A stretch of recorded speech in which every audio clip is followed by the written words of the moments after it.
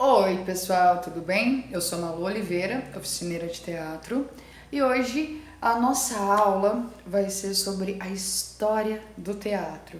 Então, a gente vai falar como começou, enfim, detalhezinhos que às vezes podem fazer diferença na hora da gente compor, né, os nossos trabalhos, porque como todas as artes, começa como uma coisa simples, né, de improviso, de intuição. Eu acho que todas as expressões artísticas trabalham com essa questão, né, do sentir e do intuir. Enfim, bora para a aula. Então, começando, o teatro teve origem no século VI a.C., na Grécia, surgindo das festas dionisíacas realizadas em homenagem ao deus do vinho, Dionísio, e deus do teatro e também da fertilidade.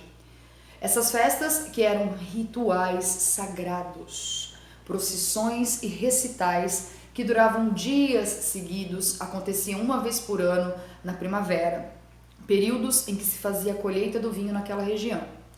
O teatro grego, que hoje conhecemos, surgiu, segundo historiadores, de um acontecimento inusitado. Quando um participante desse ritual sagrado resolve vestir uma máscara humana, ornada com cachos de uvas, sobe em seu tablado em praça pública e diz: "Eu sou Dionísio."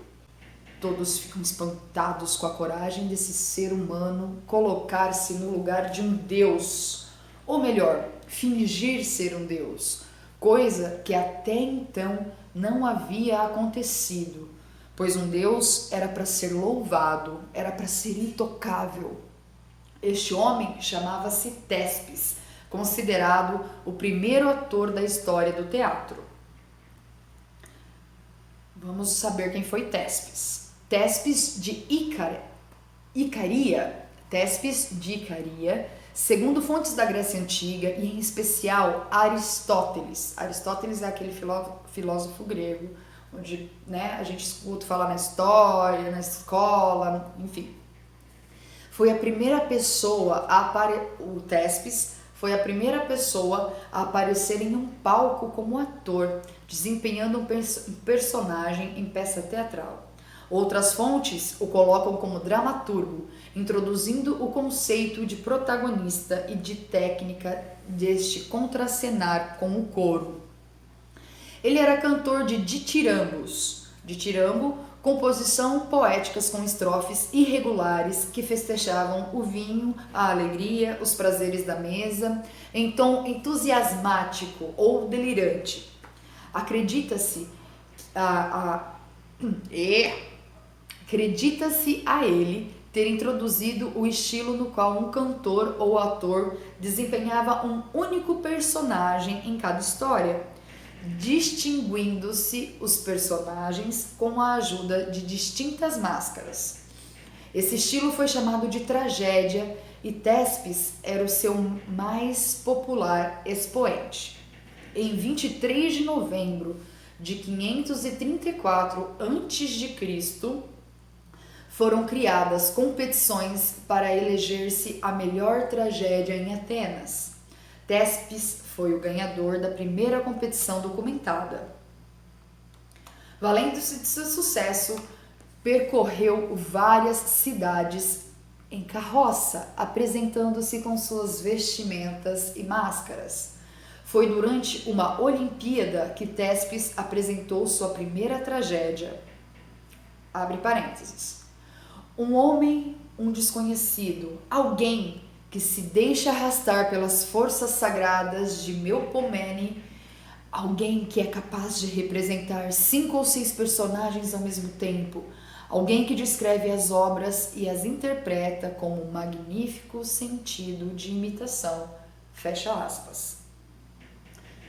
Foi o primeiro ator ocidental conhecido. Assim como escrevia e representava, também defendia os direitos autorais, criando a primeira altercação entre o teatro e o governo quando discutiu com Solon 1640 a 558 a.C. O Solon, legislador ateniense, a razão de seus ataques aos deuses do Olimpo, representava vários papéis em uma mesma apresentação e mais tarde, acusado de hipócrita por Solon, reconheceu: fui em verdade um grande ator, mas também um hipócrita. Meus deuses, meus mercadores e meus pobres não eram mais que pedaços da minha alma endurecida. Esse foi Tespes. Voltemos à história então do teatro. Tespes arriscou transformar o sagrado em profano, a verdade em faz de conta, o ritual em teatro. Pela primeira vez, diante de outros, mostrou que podíamos representar o outro. Este acontecimento é o marco inicial da ação dramática. Paralelos a estes acontecimentos sociocultural, vão surgindo os prédios teatrais gregos, que eram construções ao ar livre, formada em encostas para facilitar o escalonamento das arquibancadas. Escalonamento das arquibancadas, fazer os degraus, né? O prédio teatral grego era formado basicamente da seguinte estrutura: arquibancada, orquestra, tumulê, proscênio e palco. A arquibancada era feita de pedras e sua utilização pelos cidadãos gregos era democrática. Dali, todos podiam assistir com a mesma qualidade de visão às tragédias, comédias e sátiras.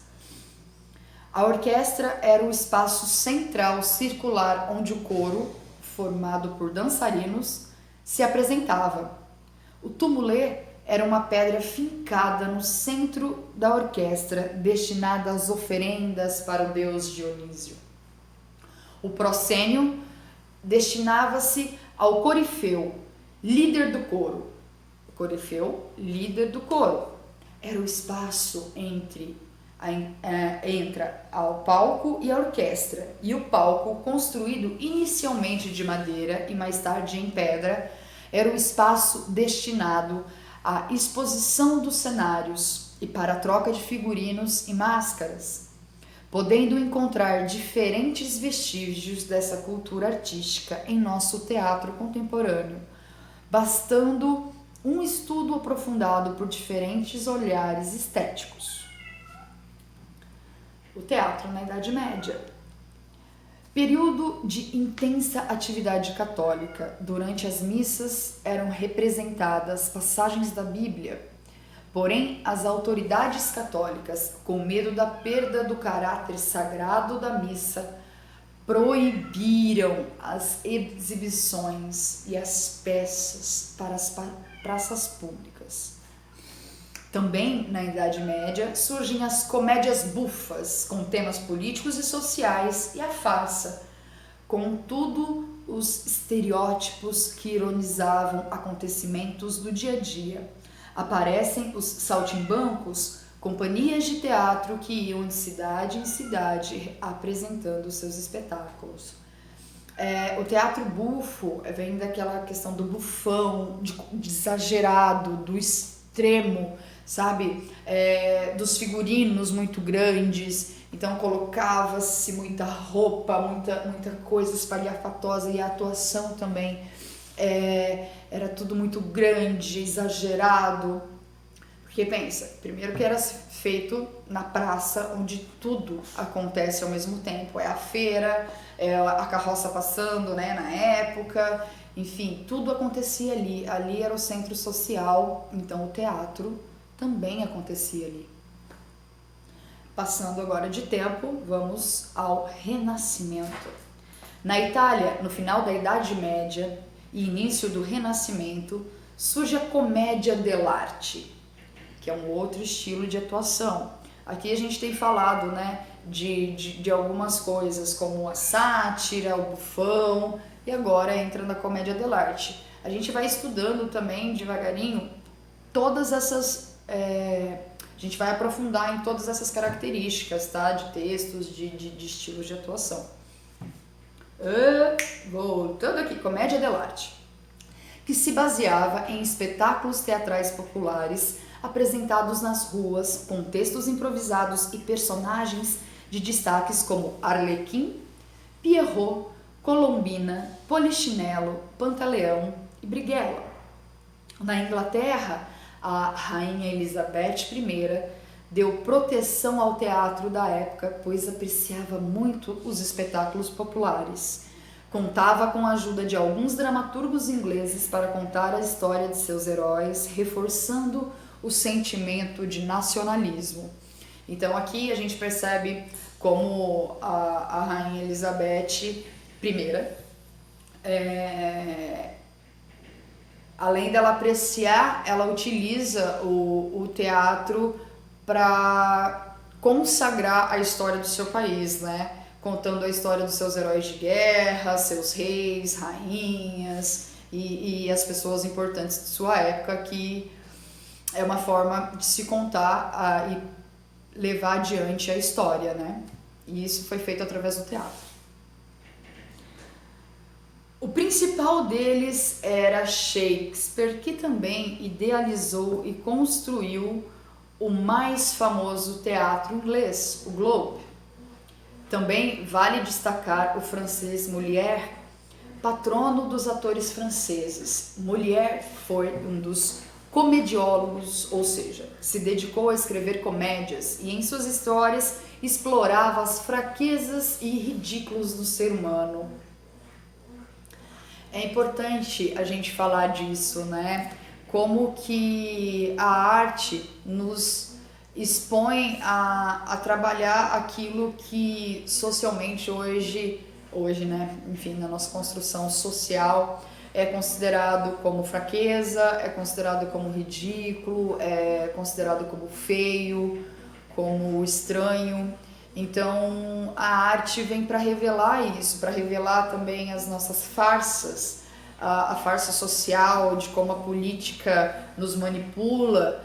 Então o teatro vem desde do início de sua história trazendo essa característica, né, de representar o nosso dia a dia também, né, de forma lúdica, de forma mágica e trazendo um entretenimento também, né?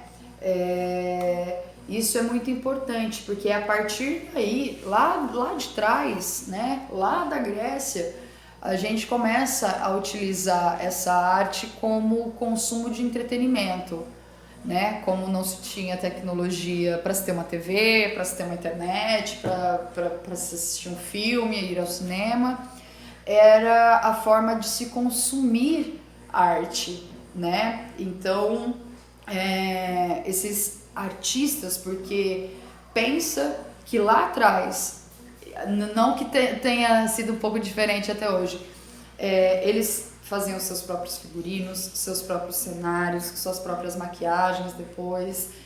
Sempre foi feito muito artesanalmente o teatro e as artes em geral, né? Então tudo é muito minucioso, desde de você pensar o cenário, o figurino, o texto, a dramaturgia. Então tudo vem se entrelaçando desde lá de trás, as coisas vão se aperfeiçoando. Então hoje eu paro por aqui e a gente continua na próxima aula, pessoal, falando da história do teatro. Então um abraço, até a próxima!